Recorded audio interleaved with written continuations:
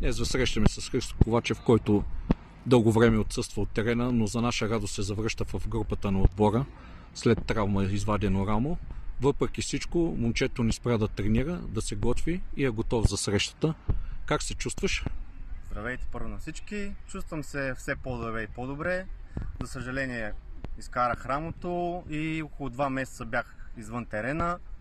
Пропуснах началото на подготовката и началото на сезона, но самостоятелно съм се подготвял и лека по лека ще гледам да влизам вече и да имам игрови минути от тук нататък, ако всичко е наред.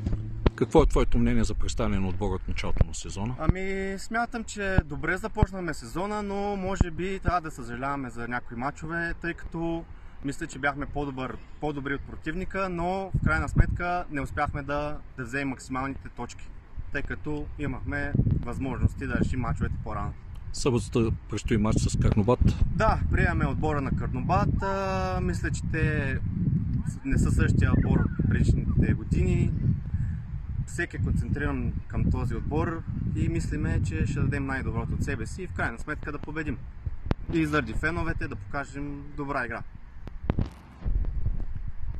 Ще има кутии поставени отново на трибуните, който има възможност нека да помогне, да направим децата по-щастливи и да им ходят с усмивка на първия учебен ден, с материали учебни или кой с каквото може. И призоваваме феновете така да идват всеки път, защото това дава и мотивация на целия отбор и на треньора. Благодаря, че успех на теб и на отбора. Благодаря много.